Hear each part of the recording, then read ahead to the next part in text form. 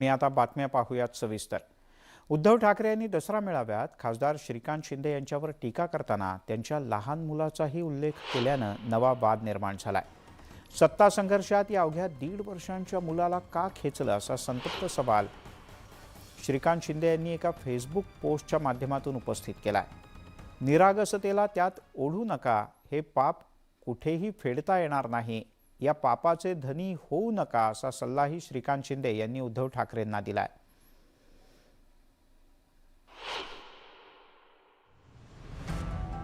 दुखवलेल्या पित्याचं ठाकरेंना पत्र। माननीय श्री उद्धवजी ठाकरे, महाराष्ट्रानं जे पाहिलं आणि तुमच्या तोंडून जे ऐकलं त्याची दखल घेऊन अत्यंत व्यथित मनानं आज तुम्हाला हे पत्र लिहितोय। हे पत्र आहे रुद्रांश श्रीकांत शिंदे या 1.5 वर्षाच्या निरागस चिमुकल्याच्या बापाचं। उद्धवजी, तुम्हाला आठवतंय का तुम्ही काल काय बोललात ते? उद्धवजी, तुम्हाला आठवतंय का माझ्या मुलाचा रुद्रांशचा उल्लेख तुम्ही कसा केलात ते? माझा उल्लेख तुम्ही कार्ट असा केला। चला ठीक आहे, तुमच्या कुवतीनुसार तुम्ही बोललात म्हणून सोडून दिलात, पण तुम्ही हद्दच केली। माझ्या रुद्रांशचा उल्लेख करून त्याचा नगरसेवक पदावर डोळा आहे असं वक्तव्य केलं तुम्ही। ज्या चिमुकल्याचं दुडूदुडू चालणं, त्याचं बोबडं बोलणं, हसणं खिदळणं हे देवाचं देणं आहे अशी आपली श्रद्धा आहे, त्याच्याविषयी एक राजकारणी माणूस असं कसं काय बोलू शकतो? हा प्रश्न त्याच्या आईला, आजीला पडलाय आणि त्याचं उत्तर माझ्याकडे नाही, तुमच्याकडे तरी आहे। तुम्ही तुमची पातळी सोडलेली असली तरी आम्ही सोडलेली नाही आणि सोडणारही नाही। म्हणूनच एक सांगतो, उद्धवजी, तुम्हीही पुढच्या काळात आजोबा व्हाल, तुमच्या लाडक्या नातवाचं, नातीचं कौतुक कराल, त्यांच्या डोळ्यांमधील निरागसता पाहून तुमचंही मन आनंदानं भरून जाईल। कल्पना करा उद्धवजी, त्या तुमच्या नातवाबद्दल, नातीबद्दल तुम्ही जे काल बोललात तसं कुणी बोललं तर काय अवस्था होईल तुमची आणि तुमच्या कुटुंबियांची। देव करो मी तसं त्यांच्याबद्दल कुणी न बोलो, ही माझी एका बापाची मनापासून सदिच्छा। कळावे, डॉक्टर श्रीकांत एकनाथ शिंदे, एक दुखावलेला बाप। तिकडे उद्धव ठाकरे यांनी केलेल्या टीकेनंतर राजकीय प्रतिक्रिया सुद्धा उमटल्यात। पण काय कमी दिलं त्यांना? बाप मंत्री, कार्ट खासदार, कोणाचा आमदार, पुन्हा डोळे लावून बसले नातू नगरसेवक। अरे त्याला मोठा तर होऊ दे, शाळेत तर जाऊ रे, आत्ताच नगरसेवक।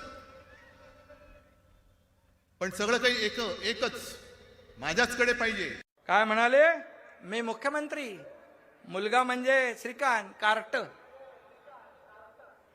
आणि खासदार, नातू नगरसेवक म्हणून आता पदासाठी डोळा लावून बसलाय।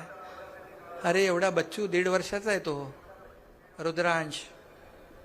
अरे त्याचा जन्म झाल्यानंतर तुमचं अधःपतन सुरू झालं।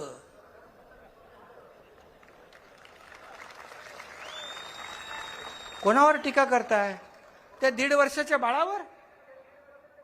अरे तुम्ही मुख्यमंत्री झाले, तुमचा मुलगा मंत्री झाला, आम्ही काय बोललो? एक मंत्री कोणतरी ग्रामीण भागातला झाला असता ना। त्या लहान बाळाबद्दल अशा पद्धतीने बोलणं नक्की काय आहे? आपण जेव्हा दसरा मेळावा म्हणत होतो, हिंदुत्वाचे विचार ऐकायला या। हे हिंदुत्वाचे विचार आहेत की ज्या 1.5 वर्षाचं बाळ आहे, लहान आहे, त्याच्याबद्दल अतिशय चुकीच्या पद्धतीने त्या सभेमध्ये टाळ्या मिळवण्याकरता, लोकांच्या हसा मिळवण्याकरता अशा पद्धतीने उद्गार करणं, अशा पद्धतीने त्याचा उल्लेख करणं हे अतिशय निंदनीय आहे। मी आता निषेध पण म्हणणार नाही। निषेध कोणाचा करायचा हो? राजकीय दृष्ट्या उद्धव साहेब बोलले, असं काय व्यक्तिगत कोणाविषयी साहेब बोललेले नाही उद्धव साहेब। एक राजकारणात आपण म्हणतो वडील आले, मुलगा आला, नातू आला, अशा अँगलने बोलले। व्यक्तिगत काही असं काही एखाद्या चिमुरड्याविषयी किंवा लहान बालकाविषयी साहेबांचं बोलण्याचा हेतू नाही। तिकडे दसरा मेळाव्यानंतर आता शिवसेनेचं धनुष्यबाण हे चिन्ह, त्यासाठी ठाकरे समर्थक आणि शिंदे समर्थक आमने सामने आलेत। पक्षचिन्ह देण्यासाठी शिंदे गटानं निवडणूक आयोगाकडे अर्ज केलाय, त्यावर तात्काळ सुनावणी घ्यावी अशी विनंती केली। उद्धव ठाकरेंनी अजूनही कागदपत्र सादर केलेली नाहीत। ठाकरे गट जाणून बुजून वेळ घेत असल्याचं शिंदेंच्या अर्जात नमूद करण्यात आलंय। शिंदे समर्थकांनी निवडणूक आयोगात एक प्रतिज्ञापत्र सादर केलंय। या प्रतिज्ञापत्रानुसार आपल्यासोबत 40 आमदार आणि 12 खासदार आहेत। एवढंच नाही तर पक्षाचे 1,66,746 सदस्य आपल्यासोबत आहेत असाही दावा केलाय. 11 राज्याच्या प्रभारींचाही आपल्याला पाठिंबा असल्याचा दावा एकनाथ शिंदे यांच्या वतीनं निवडणूक आयोगाला सादर केलेल्या पत्रात करण्यात आलाय.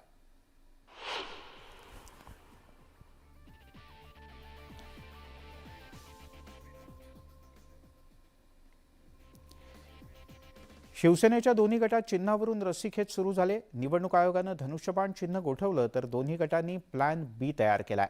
शिंदे गटाकडून तलवार तर ठाकरे गटाकडून गदा चिन्हाचा दावा केला जाऊ शकतो. दसरा मेळाव्यात शिंदे गटाकडून तलवार तर ठाकरे गटाकडून गदा दाखवण्यात आली होती.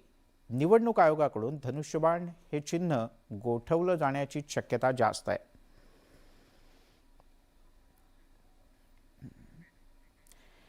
तेवीस एप्रिल रोजी आपल्यावर खार पोलीस स्टेशनच्या आवारात झालेल्या हल्ल्यात सहभागी असलेल्यांना अटक करून त्यांना कठोर शिक्षा करावी अशी मागणी भाजपचे नेते किरीट सोमय्या यांनी केली आहे. या प्रकरणी सोमय्या यांनी आज आपला जबाबही नोंदवला. मुंबईतल्या खार पोलीस स्टेशनच्या आवारात 23 एप्रिलला आपल्यावर हल्ला करून आपल्याला जीवे मारण्याचा प्रयत्न करण्यात आला होता असा आरोप सोमय्या यांचा आहे. या हल्ल्यामध्ये सहभागी असलेल्या सगळ्यांना अटक करून कठोर कारवाई करावी अशी मागणी त्यांनी लेखी स्वरूपात पुन्हा एकदा केली आहे. पोलिसांनी हायकोर्टात मान्य केलं आणि म्हणून आज त्या FIRचा भाग म्हणून माझं 4 स्टेटमेंट आता रेकॉर्ड होत आहे, रेकॉर्ड झाले आहेत. याच्यानंतर जे माझे कमांडो आहेत त्यांचं स्टेटमेंट घेतलं जाणार आणि ती FIR आता सुधारण्यात येणार.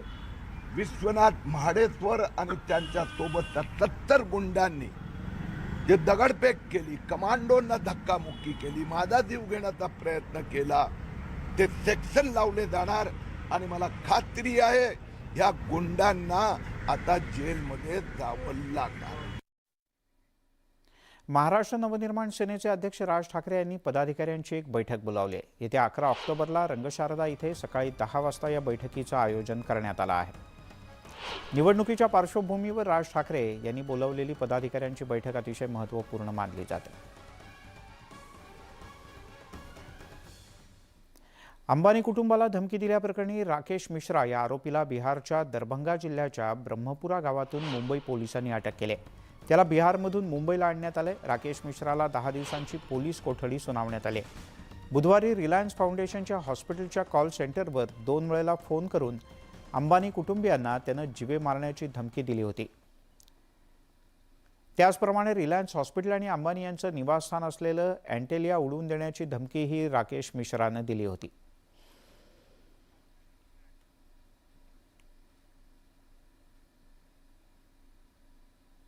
आता या सगळ्या प्रकरणात पोलिसांनी त्याला अटक केली आणि आता पुढचे 2 दिवस त्याची कसून चौकशी केली जाईल.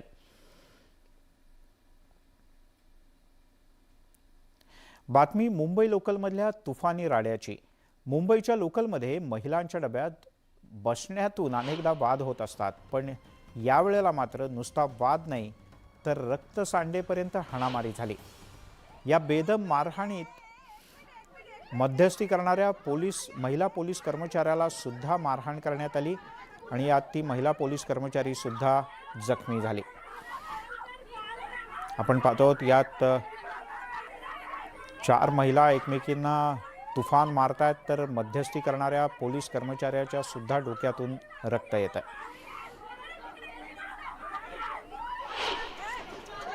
परंतु नेहरू स्टेशन सुटल्याच्या नंतर परत त्या 2 महिलेनं पहिल्या जे ठाण्यात भेटलेलं त्यांनी ह्या पकडून बसलेल्या महिलेला मारायला चालू केलं. परत ते सोडत असताना त्यांनी महिलेच्या अग्निशूट झालेल्या होत्या, त्यांनी आपल्या पोलिसांवर बी हात उचलला आणि जो स्पॉट होता ह्याचा पोलिसाचा छोटासा ते उचलून त्यांनाही मारलेला.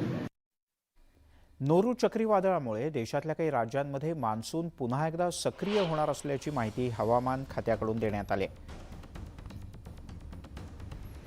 या पावसामुळे भाजीपाला लागवडीवर विपरीत परिणाम होऊ शकतो. देशातल्या अनेक राज्यांमध्ये दसऱ्याच्या दिवशी हलका पाऊस झाला. खरं तर चीनच्या समुद्रातील नोरू वादळामुळे बंगालच्या उपसागरात कमी दाबाचं क्षेत्र तयार झालंय. वादळी वारे वाहत आहेत, त्यामुळे आर्द्रता वाढल्यानं पाऊस पडतोय. हा पाऊस ऑक्टोबरच्या मध्यापर्यंत कायम राहण्याची शक्यता हवामान खात्यानं वर्तवली आहे. डोंबिवलीमध्ये खासदार डॉक्टर श्रीकांत शिंदे फाउंडेशनच्याकडून रासरंग कार्यक्रमाचं आयोजन करण्यात आलं होतं. रासरंग या गरबा आणि दांडिया कार्यक्रमाला डोंबिवलीकरांनी तुफान गर्दी केली होती. प्रसिद्ध संगीतकार नैतिक नागडा यांच्या संगीताच्या आणि गीतांच्या तालावर तरुणाईनं ताल धरला.